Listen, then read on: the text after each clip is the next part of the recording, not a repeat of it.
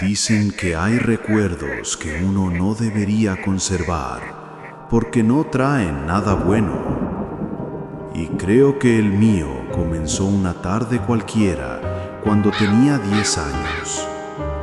Hasta ese entonces mi pueblo era un lugar tranquilo, de esos donde no pasa nada y todos se conocen por nombre. Las noches eran iguales. Los perros ladrando a lo lejos, el zumbido de los postes viejos y algún borracho regresando de la cantina. Pero todo cambió con la llegada de aquel circo. En nuestra historia de hoy, el Circo de la Medianoche. Mi tío Sergio fue quien nos dio la noticia. Dijo que habían montado las carpas a las afueras del pueblo, cerca del camino de terracería que lleva al arroyo. Era un regalo atrasado por mi cumpleaños. Algo diferente, dijo. Y aunque la idea no me entusiasmó mucho, mis primos no tardaron en emocionarse. No era un circo común. El cartel decía en letras grandes: el Circo de la Medianoche, el espectáculo donde tus miedos despiertan. Las letras estaban pintadas con un rojo que parecía sangre vieja, y detrás se veía el dibujo de un payaso sonriendo, aunque, no sé, había algo raro en esa sonrisa. No era divertida. Era como si el payaso supiera algo que los demás no. Recuerdo que le pregunté a mi tío por qué de la medianoche, si la función era a las 7. Él solo se rió y dijo que era por el misterio del nombre.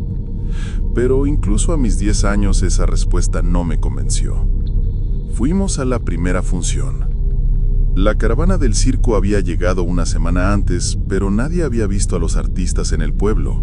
No iban al mercado, ni a la tienda, ni se dejaban ver por las calles. Solo se escuchaba el sonido de martillazos y los rugidos de lo que parecían animales grandes mientras levantaban la carpa. Cuando llegamos, el lugar estaba repleto. Parecía que medio pueblo había ido. Había niños pequeños, ancianos, parejas. Algunos vendedores locales ofrecían algodones de azúcar, palomitas y refrescos. Pero más allá, detrás de la carpa, se veía oscuro. Una oscuridad densa como si la luz de los focos no se atreviera a tocar ese lado del terreno. La carpa principal era enorme, pintada de negro y rojo con una especie de símbolo extraño en la punta, algo parecido a un ojo con llamas alrededor. Mi tío dijo que era parte del diseño, pero juro que sentí un escalofrío solo al verlo. Entramos. Adentro olía a serrín, a sudor y a algo más. Algo dulce y metálico, como óxido. Las luces eran débiles y rojizas, y la música una especie de melodía de organillo que se repetía una y otra vez, sin terminar nunca. Me apreté a mi primo Juan, que tenía 14, fingiendo que no tenía miedo. Las gradas estaban llenas. En el centro, el escenario tenía una jaula vacía y un enorme espejo cubierto por una tela negra. Nadie sabía qué esperar. El espectáculo comenzó puntual. El primer acto fue un grupo de payasos que hacían acrobacias mientras fingían pelearse. Sus movimientos eran bruscos y sus risas sonaban demasiado reales, casi nerviosas. Uno de ellos, el más alto, tenía una sonrisa pintada torcida que no coincidía con la posición de su boca. Por momentos su expresión parecía de tristeza, aunque intentara reír. Luego vinieron los malabaristas. Usaban antorchas encendidas, pero el fuego tenía un tono más azulado, como si quemaran algo diferente.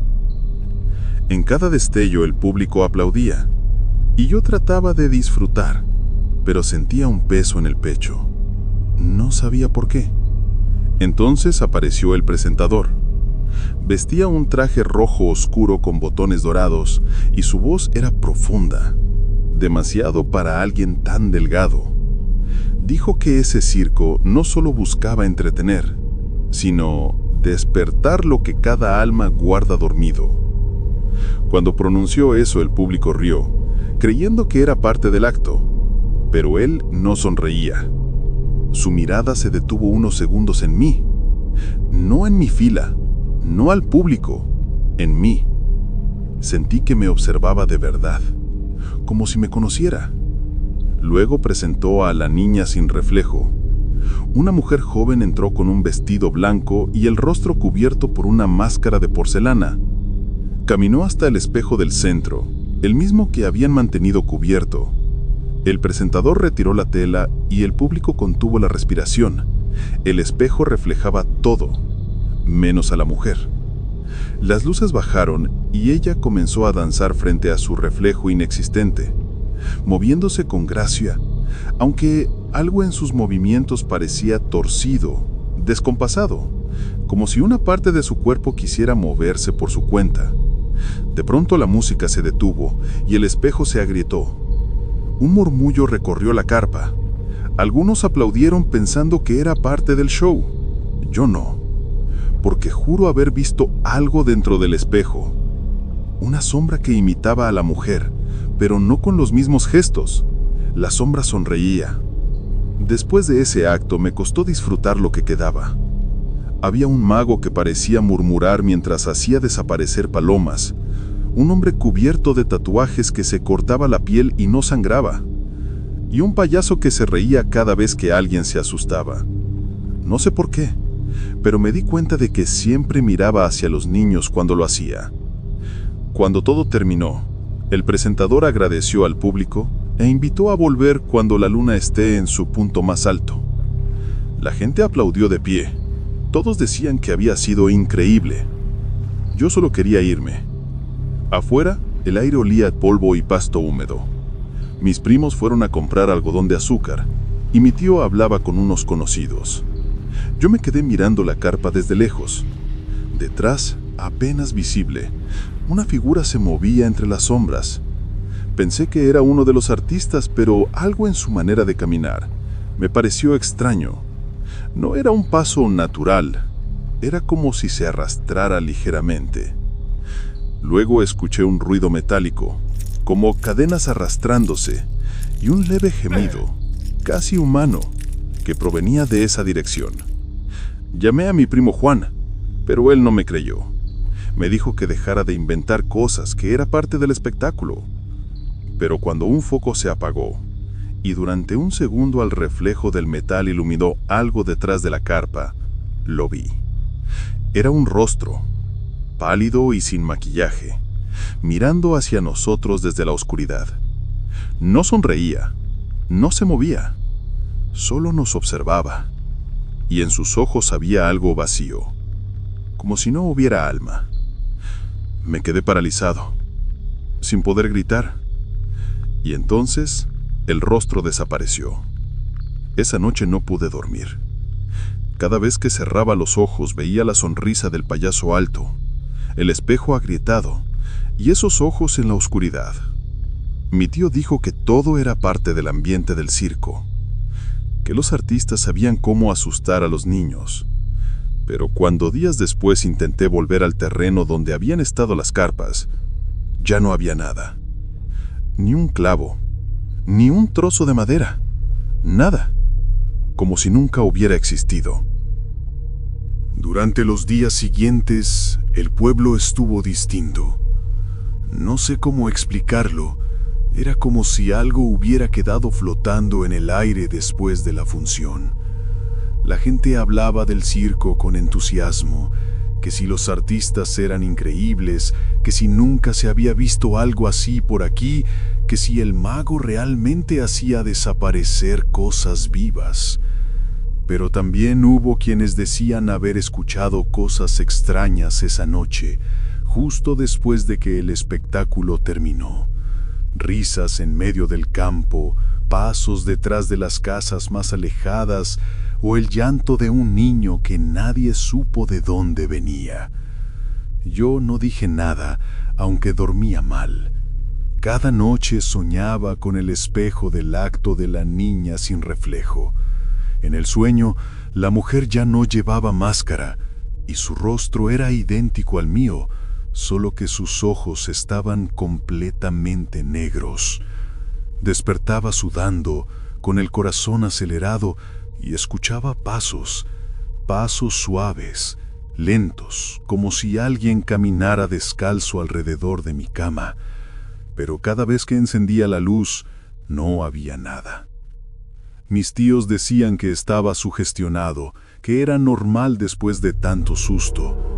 Intenté creerles, pero el jueves, 4 días después de aquella función, alguien pegó un nuevo cartel en el kiosco del pueblo.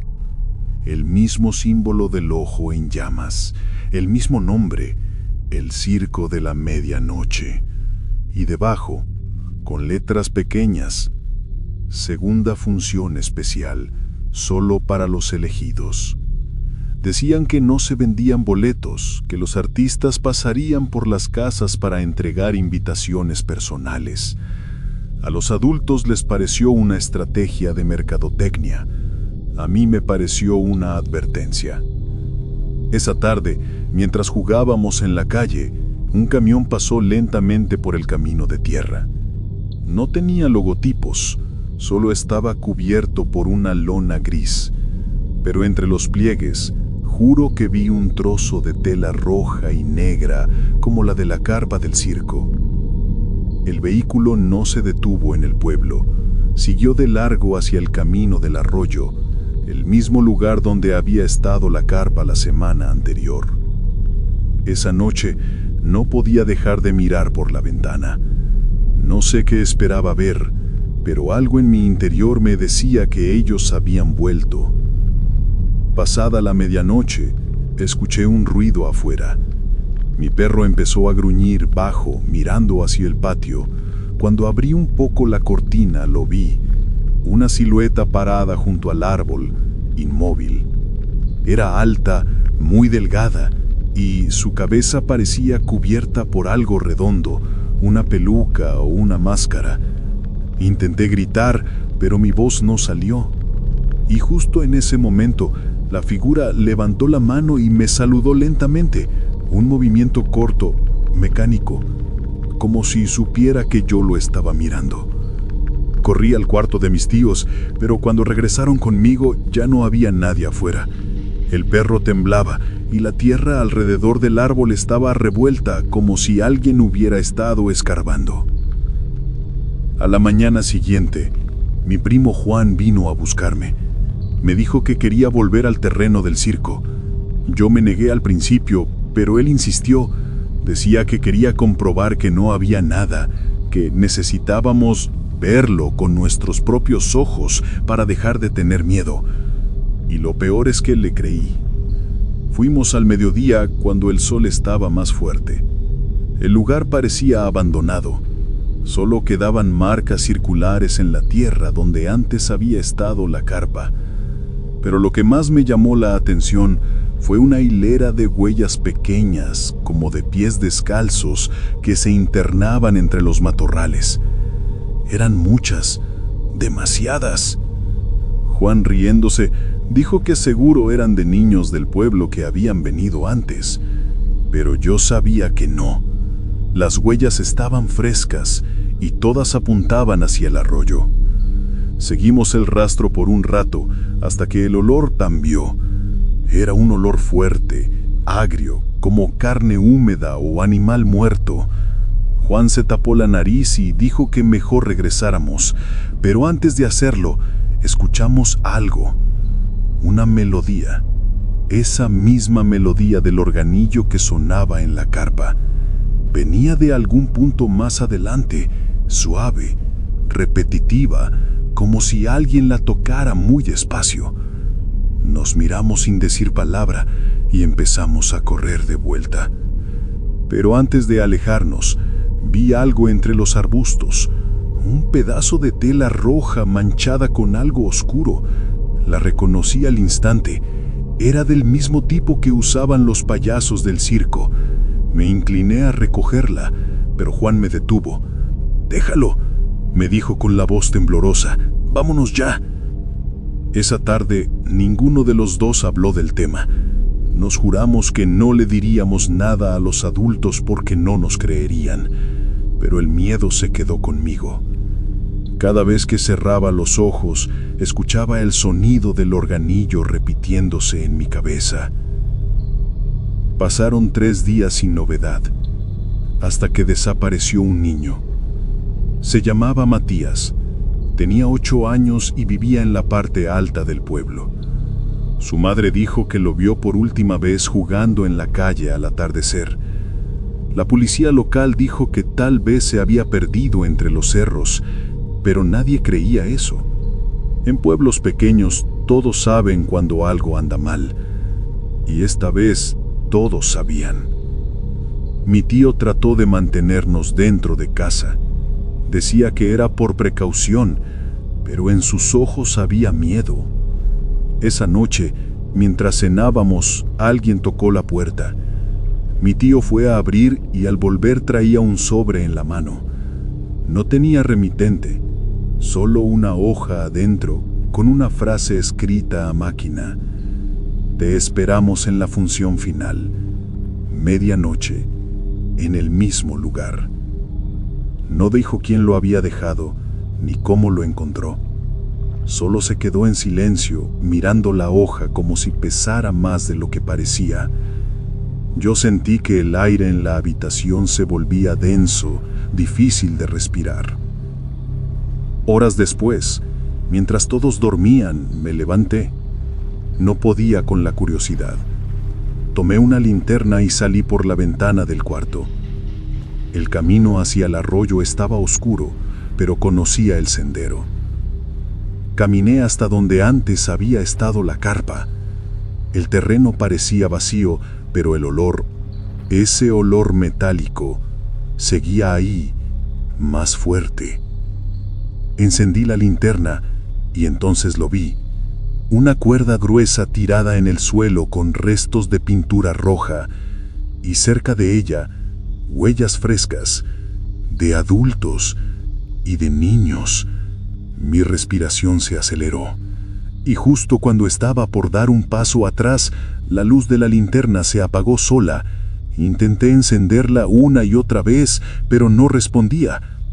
Entonces escuché la música, esa maldita melodía del organillo sonando otra vez entre los árboles, esta vez más cerca, y entre las sombras distinguí una figura moviéndose. Un payaso. No uno del espectáculo. Este no llevaba traje brillante ni sonrisa pintada, solo una máscara blanca con una línea roja cruzándole la boca. Y sostenía algo pequeño, un muñeco, pensé, pero cuando el payaso levantó la cabeza, vi que no era un muñeco, era un niño. No recuerdo bien qué pasó después. Corrí tan rápido como pude, sin mirar atrás. Cuando llegué a casa, me tiré al suelo, sin aliento, y lloré. No le conté a nadie lo que vi esa noche, ni siquiera a Juan. Han pasado años, y todavía puedo oler esa mezcla de serrín y óxido cuando cierro los ojos. Todavía escucho esa melodía vieja, sonando en mi cabeza como si alguien la tocara en el cuarto contiguo. A veces pienso que nunca se fue, que el circo, de alguna manera, sigue ahí, solo que ya no necesita carpa. Después de la muerte de Matías, el pueblo cambió. Durante semanas nadie dejaba salir a los niños. Las calles quedaban vacías al atardecer y los viejos decían que era como si algo caminara de nuevo por los caminos del arroyo. Mi tío trataba de no hablar del tema, pero cada noche lo veía asomarse a la ventana, fumando en silencio. Mi tía rezaba más seguido. Y yo no dormía. No podía. El miedo había dejado de ser un juego. Y aunque nadie lo decía abiertamente, todos sabíamos que aquello tenía que ver con el circo. Una tarde, Juan vino a casa, con la cara pálida. Me dijo que uno de sus amigos había encontrado algo en el basurero detrás de la iglesia. Una máscara de payaso, rota y manchada. Le pedí que no me la mostrara, pero él ya la traía envuelta en una bolsa. Cuando la vi, sentí que el aire se me iba del pecho. Era la misma máscara blanca con la línea roja en la boca, solo que ahora en el interior había marcas, pequeñas huellas de dedos, como si alguien hubiera intentado quitársela desde adentro. Le rogué que la tirara, que la quemara, pero Juan se rió. Dijo que eran cosas de mi imaginación, que seguro era basura del espectáculo. Y entonces, para molestarme, se la puso. Recuerdo perfectamente el momento. Cuando se ajustó la máscara, su cuerpo se tensó. No dijo nada durante unos segundos. Luego levantó la cabeza y me miró, pero no con sus ojos. Eran distintos, oscuros, hundidos, sin brillo. Le dije que se la quitara, pero no respondió. Solo inclinó la cabeza hacia un lado como si estuviera escuchando algo detrás de mí. ¿Qué estás haciendo, Juan?, le pregunté temblando. Entonces murmuró con una voz que no era la suya. Ya comenzó la función. Le arranqué la máscara de la cara y la arrojé al suelo. Él cayó de rodillas, jadeando, sin recordar nada. Juró que no sabía qué había pasado, pero yo vi algo moverse detrás de sus ojos, como un reflejo que no le pertenecía. Esa noche, sin decirle nada a nadie, enterré la máscara cerca del árbol donde había visto aquella figura. No quería que nadie más la encontrara. Pero el problema fue que al día siguiente ya no estaba. Solo quedaba el hueco, la tierra removida y sobre ella una pluma blanca, de esas que usan los artistas del circo en sus trajes. Pasaron 2 días más. El rumor de otra desaparición comenzó a correr. Una niña del barrio del norte, de apenas 7 años. La policía rondaba las calles, pero todos sabíamos que era inútil. Nadie entendía cómo el circo podía seguir cobrándose víctimas si ya no estaba ahí. Nadie lo veía, pero todos lo sentían. El viernes, mi tío decidió llevarnos a dormir a su casa de campo, lejos del pueblo. Solo por unos días, dijo, hasta que se calmen las cosas. Yo acepté sin protestar. El camino era largo y solitario, flanqueado por árboles viejos, y mientras el carro avanzaba, tuve la sensación de que alguien nos seguía. No un coche, algo más, una presencia, como si nos observaran desde los matorrales. Esa noche la casa se sintió fría. No había electricidad, solo las lámparas de gas. Mi tía trató de calmarnos con chocolate caliente, pero el ambiente era extraño. Ni los grillos cantaban. Juan estaba inquieto. Miraba cada tanto por la ventana. Dijo que creía haber visto una luz roja entre los árboles. A medianoche me despertó el sonido. Esa maldita melodía otra vez, débil, casi imperceptible, viniendo de afuera. Me levanté y fui hasta la puerta. El aire olía a tierra húmeda, y frente a la casa, a unos metros, se veía una figura parada, inmóvil. Llevaba un traje oscuro, brillante por el rocío, y una máscara blanca. Quise gritar, pero la voz se me ahogó. La figura dio un paso al frente, y al hacerlo pude ver que no era uno. Eran 3 payasos observándonos desde la línea de los árboles. Uno de ellos levantó algo, un farol con una luz rojiza, y al moverse la luz se reflejó sobre algo que colgaba de su otra mano, una cuerda. Retrocedí. Corrí al cuarto de mi tío y lo sacudí con desesperación. Cuando regresamos todos juntos, las figuras ya no estaban. Solo el farol, tirado en el suelo, con la luz aún pilpateando. Mi tío no quiso llamar a la policía.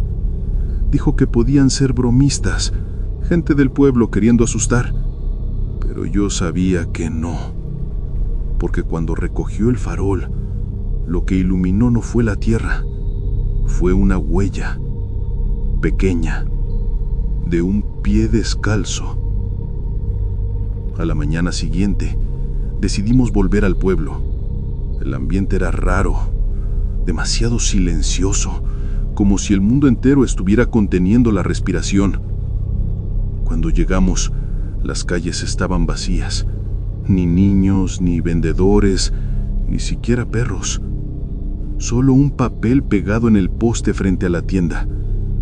El circo de la medianoche agradece su participación. Nos volveremos a ver. Mi tío arrancó el cartel con furia, pero yo me quedé mirando las letras. Tenían el mismo tono rojizo del primer cartel, solo que ahora las letras parecían frescas, como si estuvieran escritas con sangre.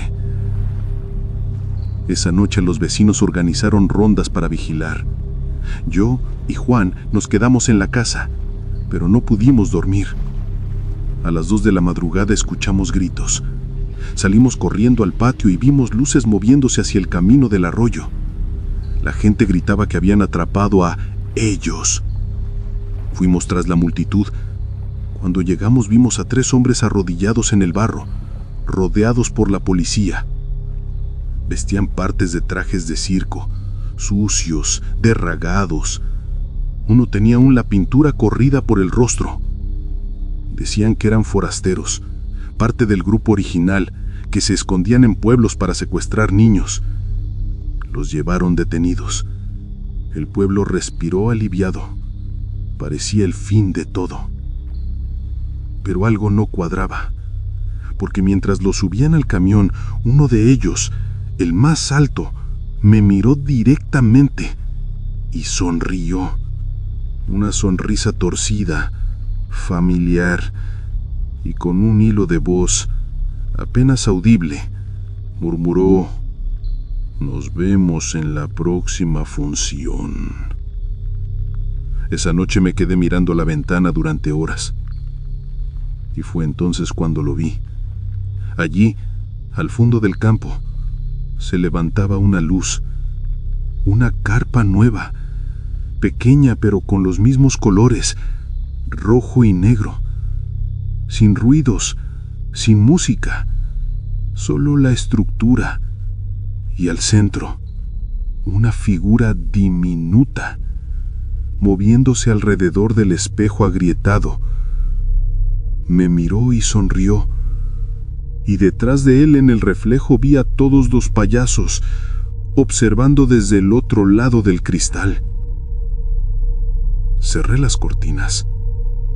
Desde entonces no he vuelto a hablar de esto. El circo nunca regresó oficialmente, pero cada cierto tiempo alguien ve un cartel en los pueblos vecinos y siempre lleva el mismo símbolo: el ojo en llamas. A veces creo que no eran humanos, o tal vez sí, y eso es lo peor, porque lo que hacían, lo que buscaban, no venía del infierno ni de la oscuridad, venía de algo más profundo, del miedo, del nuestro. Y mientras sigamos recordándolos, mientras sigamos temiéndolos, el circo de la medianoche nunca se irá.